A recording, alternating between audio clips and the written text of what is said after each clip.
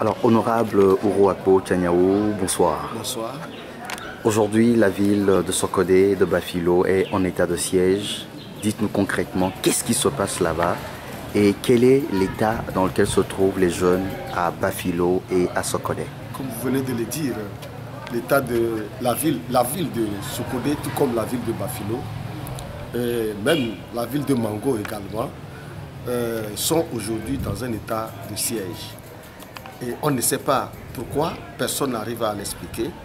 Et la situation est très tendue, calme mais très tendue, parce que les jeunes ne sont pas d'accord et ils sont prêts à tout moment pour exprimer leur ras-le-bol, conformément à l'article 30 de notre Constitution.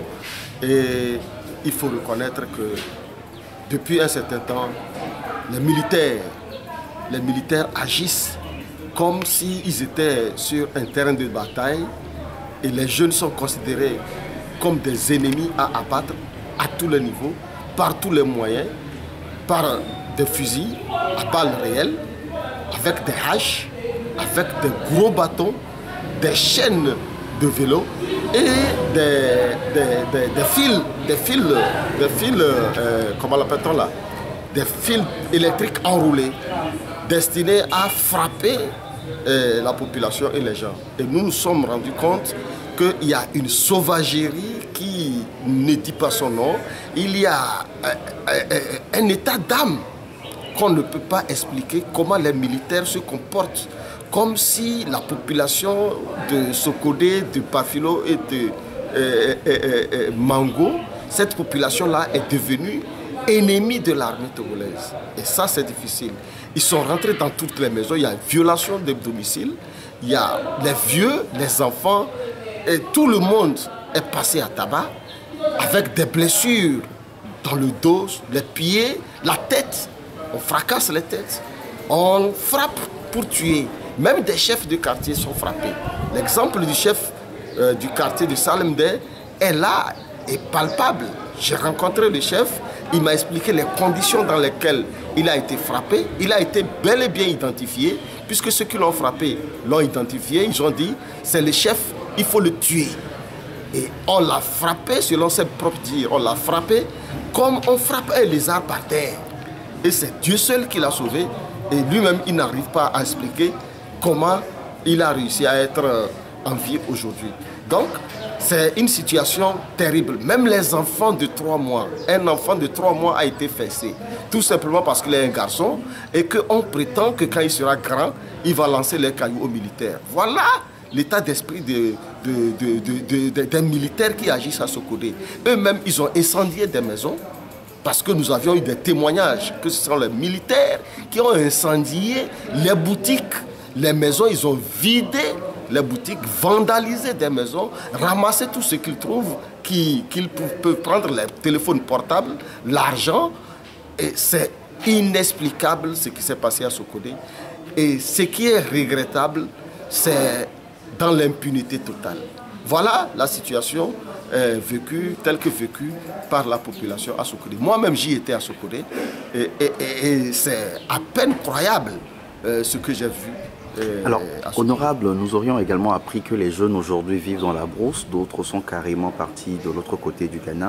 Alors dites-nous, comment vivent-ils dans la brousse? Dans quelle situation, dans quelles conditions vivent-ils dans la brousse? Beaucoup ont fui dans la brousse, beaucoup sont partis au Ghana. Il y en a qui sont partis à Djarpanga et c'est ce qui est regrettable. Lorsque j'ai discuté avec les responsables de Amnesty International, on m'a fait savoir que les bérets rouges ont poursuivi, le jeudi passé, les bérets rouges ont poursuivi les jeunes qui sont allés se réfugier à Djarpanga. Et il a fallu l'intervention de Amnesty International pour les protéger.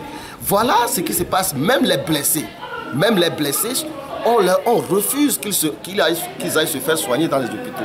Et c'est dans une situation de fortune. Les gens, même les blessés par balle, sont obligés d'aller se faire traiter par les tradithérapeutes dans des conditions déplorables, avec des plaies à peine, en tout cas, supportables. Donc, et aujourd'hui, moi, j'ai peur. J'ai peur que beaucoup ne puissent avoir des plaies qui vont se transformer en gangrène. Et on me signale que la nuit, beaucoup de nos femmes, beaucoup de nos enfants font des cauchemars. Ils se réveillent, ils crient et là, la population est traumatisée. Et c'est pour ça que je lance un appel aux organisations internationales des droits de l'homme, aux institutions internationales, qu'elles puissent venir en aide à cette population-là qui en a vraiment besoin pour, en tout cas, remonter le moral pour ceux qui sont encore là et rassurer ceux qui ont fui, qui sont encore dans la brousse, livrés à la nature avec les serpents, parce que nous sommes en période de chaleur où les serpents sortent de leur cachette et il y a beaucoup de blessures de serpents. Il y a les femmes enceintes qui accouchent à même le sol dans la brousse. Vraiment, ça dit que le châtiment tel que le chef de l'État l'a dit, c'est un châtiment qui s'abat sur une population aux mains nues, une population qui a eu la maladresse de revendiquer son droit. Et vraiment, c'est insupportable. Et c'est pour ça que je lance cet appel à toutes les bonnes volontés, capables d'aider cette population-là sur le plan psychologique, sur le plan financier et sur le plan moral, pour que cette population-là puisse tenir. Parce que les saisons qui arrivent sont... la saison qui arrive, c'est la saison pluvieuse. Et je doute fort que les gens puissent s'occuper des activités champêtres. Et là, il faut s'attendre à une période de famine qui s'annonce dans cette zone-là. Alors, comment peut-on expliquer cet acharnement-là des militaires contre la population de Sokodé? Est-ce que c'est parce que le gouvernement qui a toujours considéré cette zone comme son fief?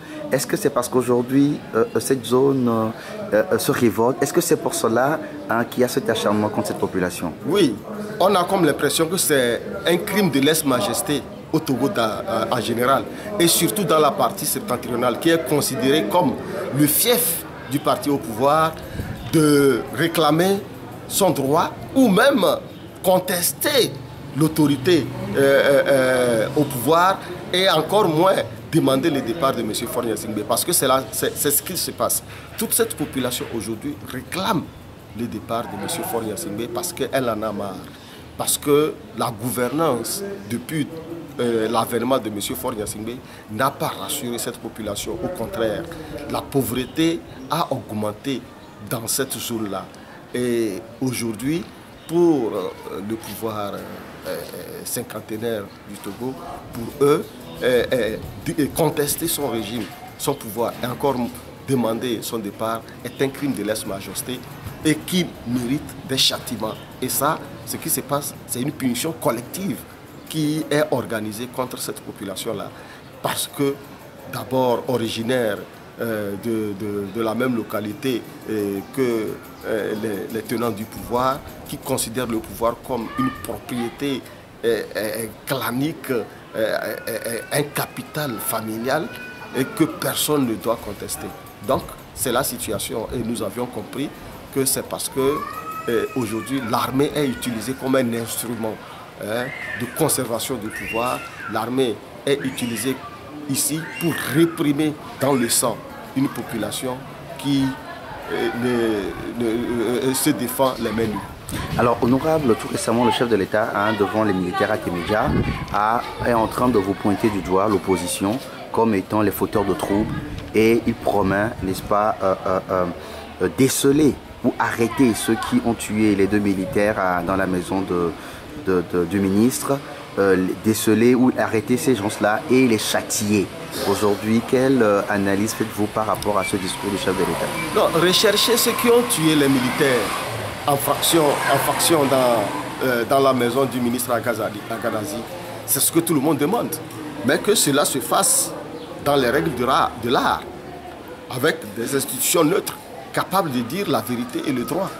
Mais ce n'est pas ce qui se passe dans la tête de M. Faure Gnassingbé.